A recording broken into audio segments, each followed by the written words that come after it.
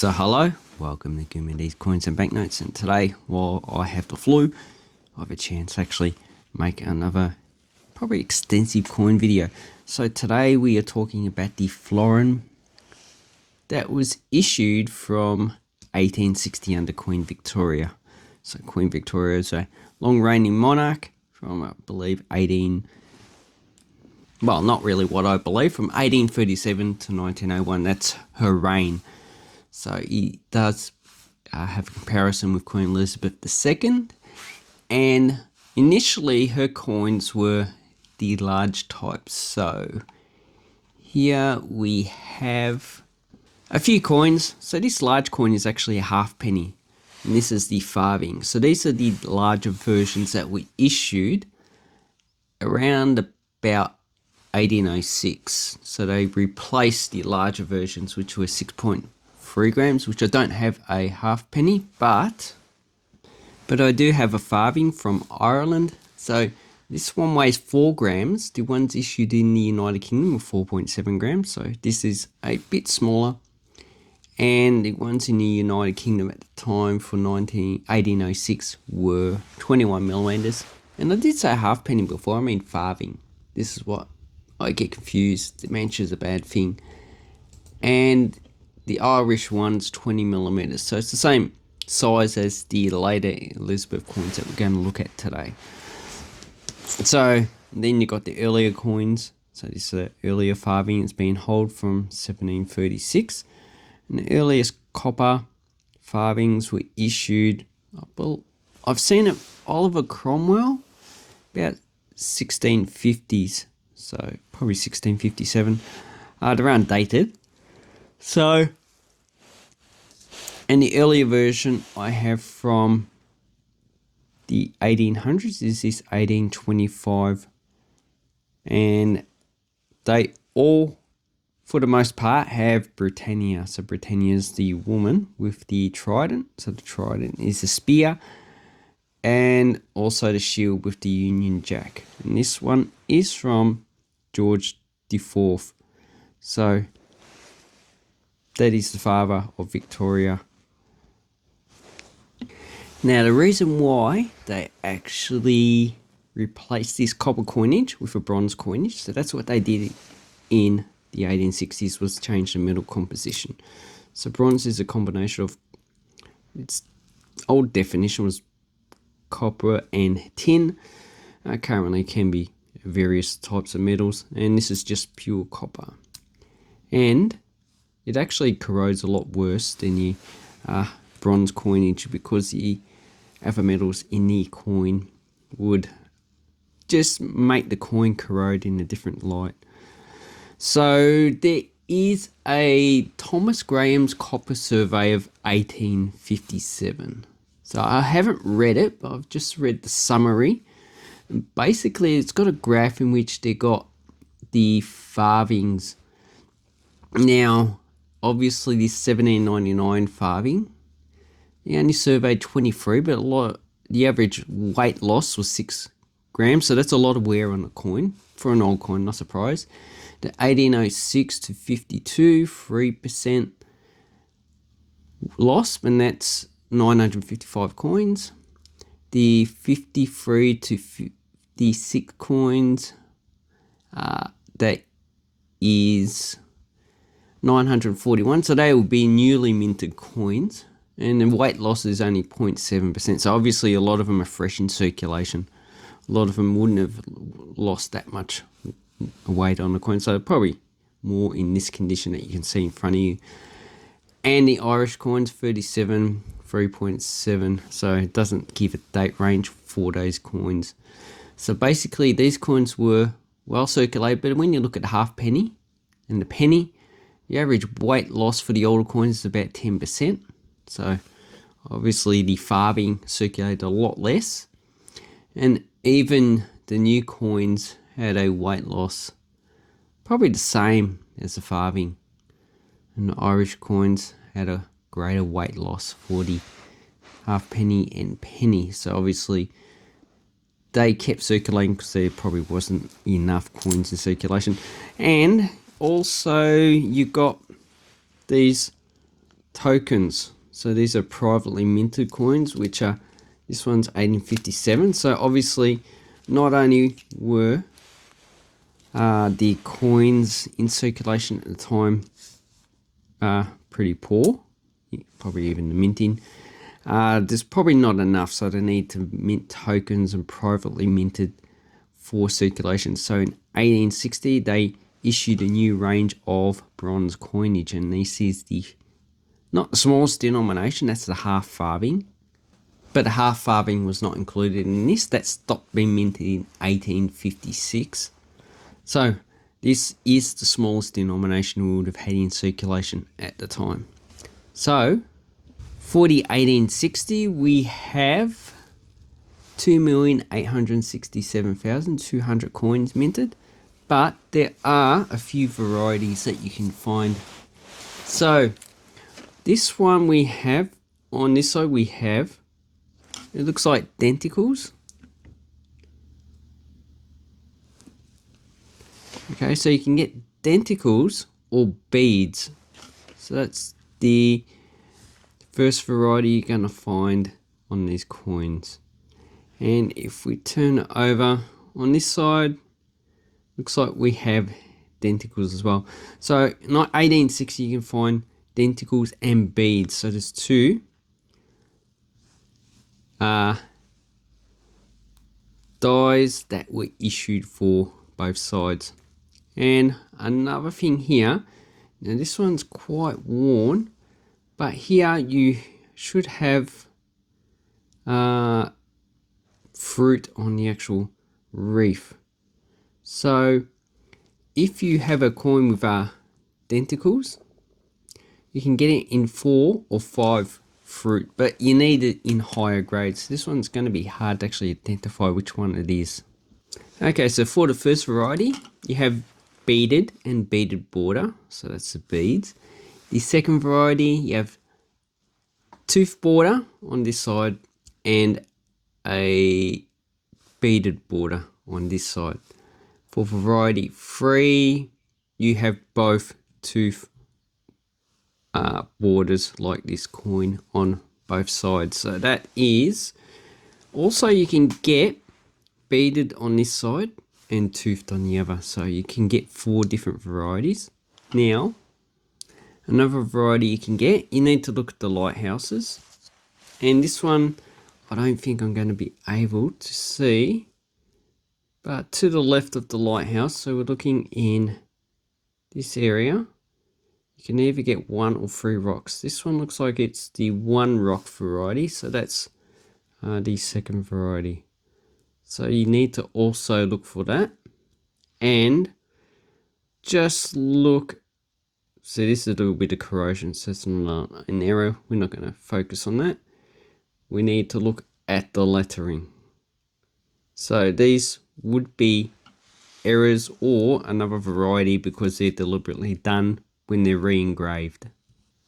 So generally there's nothing on the farthing. You need to look at the lettering on the other side. So usually Victoria's pretty good. And don't worry about the corrosion, that's just the normal thing. So the first thing you need to look is reg, and the E is full, so there isn't a die fill here. Usually the top and the bottom is missing on one of the varieties. We need to check if there's a double T on the first T, and it doesn't look like that there is. No, even with the corrosion you can tell. And also the FD doesn't look doubled, so that's not a re-engraved die that I can see there. Maybe if we turn it the other way, try and look for it. Okay, so there's no re-engraving, so those doublings are re-engraving, and probably the T that's moved up is a incorrect punch, and they've actually re-punched the actual T in the actual, because each of these letterings will be punched individually on the master die, and then that would have been used to produce this die. So even in this condition, just the average coin costs about $10 for, even if it's corroded like this, because of the lower mintage and the many varieties you can actually find. Would make finding any of these varieties actually a lot harder than some of the other coins. Okay, the next one we have is 1884. I've got 1885. So this is the next oldest, and the first thing you can tell is the condition of these coins and all the other ones in Victoria. It's actually a lot better. So I would say these coins didn't circulate as well as the halfpenny or the penny, because a lot of them are actually in really good condition. Now there are a few differences between these coins. You can see that the date on the older coin is a lot bigger than the 1884. The shield is a little bit different. This one has lines. So we have lines in the actual cross as well as the background, in which this one never had them. So that's the differences started in 1874, and they separate them based on the effigy itself. So the later coins a bit hard to tell, but we have a rose here that's placed higher than the actual rose. You can barely see it on her chest. So that's the major difference that you'll see this, as well as the effigy.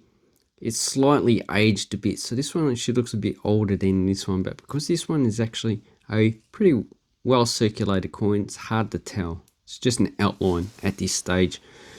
And the 1884, as you can see, this one is in top-notch condition, so it's pretty much almost uncirculated. It's definitely hide and very fine. And the second one I have also has the same condition.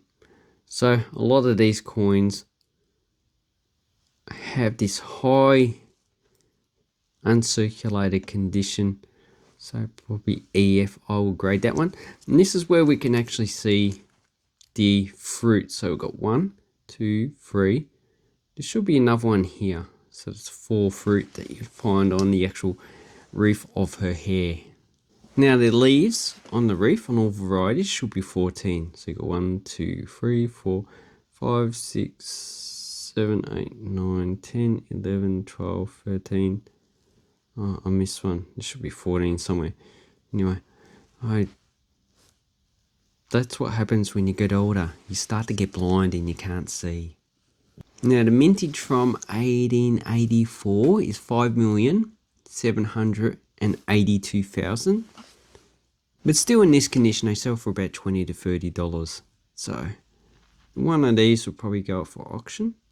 I need to assess which one is the better of the coins so I can keep that one. So the idea of coin collecting is, for me, for common coins, I just buy coins, usually space fillers first if they're low grade, and then as you get more into the hobby, you increase the quality of the coins and just swap them out and resell the coins that you had in the first place. So now we're not going to find any varieties in this coin unless you get a stack of 1884s and assess them yourself. Plenty of people have probably done it, and the varieties are probably very minor. They're probably just punch varieties, so slight movement in the date. But as far as I know, there are no varieties that we can find for this coin.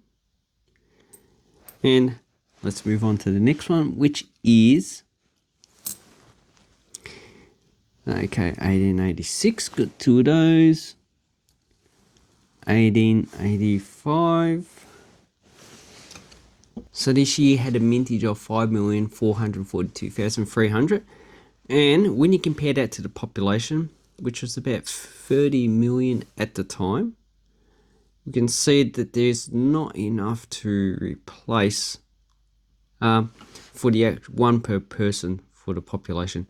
So a lot of the population did live in poverty at that time, and these coins were continuously circulated. Although the Farthing, as we said before, or I have, these probably didn't circulate quite a lot because a lot of them are in high grade. But I have seen on eBay some of them are actually in pretty poor condition. So in certain circumstances, they would have circulated widely. Probably in rural communities where the access of new coinage would have been a lot slower than in cities where majority of the new coinage would have been issued. Yeah, so these ones probably sell for at least the same value as the 1884. And the next one we have is 1886. There's a million of 7,767,700. And this one is also in pretty poor condition, pretty good condition, should I say. And the other one is also in pretty good condition. I would say very fine, except for the hole. So someone's tried to put a hole in this, like the coin from 1736. Probably use it as a decoration for a necklace. So that's generally why they do this. And they weren't successful and just gave up and spent it. And the damage doesn't really show on the other side. And they've also put a scratch on both sides. And you can tell this is an old scratch because it's dark. So it has a patina fixed on it. So the value of this coin's pretty minimal, probably less than $5. This is the one that you want to keep. So 1886. Yeah, this one's probably about $5 to $10. So no varieties, as far as I know, have come out of this coin. And then we have the rest of the coins. So we have another 1886. Oh, I got 3 of them. Yay, lucky me. So we can look at the actual date with the Farthing for variations, and then we can look at the actual lettering and see if there's any variety. So you need to look at the whole coin. Also look at the denticles. See if it's denticles, so there's denticles, or if it's dots, because there might be an unknown variety. It's actually pretty scarce, but your chances of finding something new for a coin it's over 140 years old is pretty hard. So then we have a 1891. So this is a mintage of 4,959,600. So in this condition, which I would say no greater than fine, probably very fine in the United States, it yeah, probably $5 I would say for a coin like this. Yeah, but recent eBay sales say about $5 to $10. So it's just my estimate. And then we have one that's in pretty top-notch condition. Extremely fine. Not as, I don't see as much detail removed on the top of the coin. So you can see the actual flag on the shield. It's pretty well circulated. So, do we have any varieties for the 1891?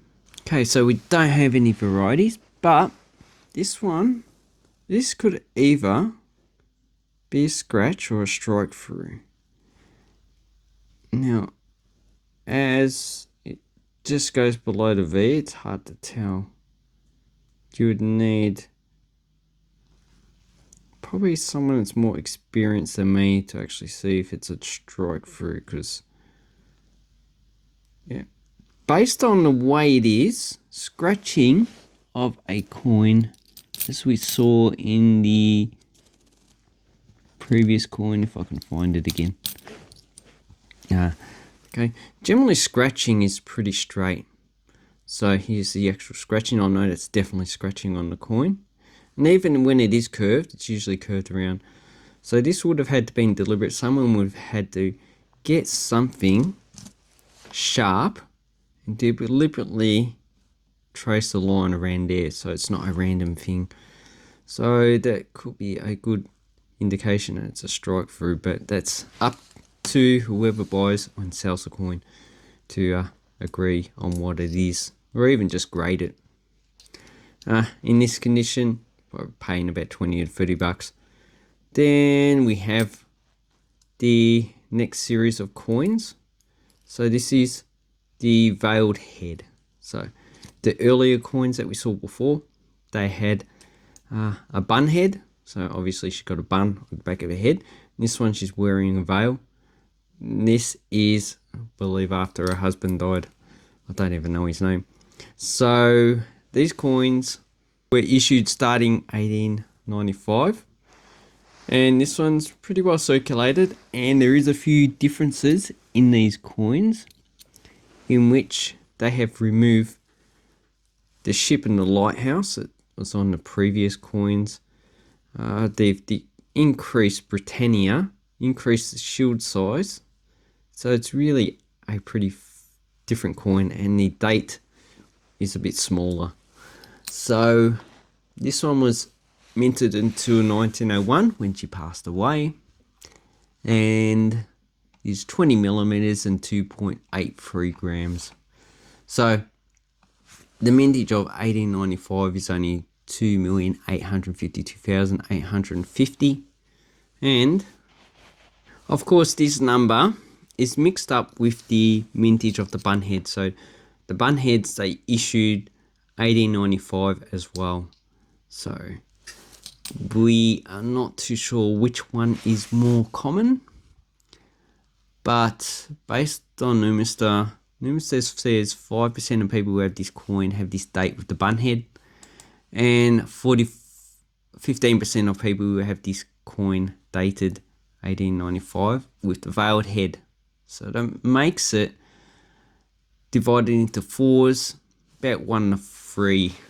So for every 3 coins with a veiled head, there's 1 coin with the bun head. So if you take that, the mintage, so the mintage are roughly, the veiled head's roughly about 2.1, and the bun head probably about 600,000. So that's just a rough guess, not really. Yeah, but I've seen these sell for about $10 to $20 in this condition. So that's, except near her ear, it has some damage, but apart from that, it's probably very fine condition. And then, yeah, another same date coin. So this is probably the one I'll keep because of the condition. Condition's pretty same. I'd say EF. Some people would say VF, but there's not enough wear for my grading system, which is my own special one. And the last one I have is 1898, and this shows a lot more wear. So I'd say this is probably not VF, F condition, so fine. And this one has a mintage of 4,010,000. And once again, there are no varieties. As far as I know, these veiled heads, they don't have any varieties, so there's no experimentation in any of the lettering. So if they did have any repunched dies, or maybe they just minted enough of the actual dies that they didn't have to reuse any of them. So yeah, a lot of circulation, but still good detail on the actual coin itself. So I hope this helps you with your Queen Victoria farthings. Just an example, just a few of them. Now, if you want individual dates and coins, I'm not going to put them on this channel. I just put them on my other channel, which it's just a channel for individual dated coins. So I'll just take one of these farthings, like the 1891, and describe that one in that channel for about 2 or 3 minute long video. It's just a lot easier than making long form content for this channel. So I hope this helps you with your coins. And if you're not too sure on the size of the farthing, here's an Egyptian 50 piastres, 20th krona from Denmark, Macau 1 bataka. If you're not used to the sizes, Numista's there. You can actually get a ruler and check out how big it is yourself with your coins.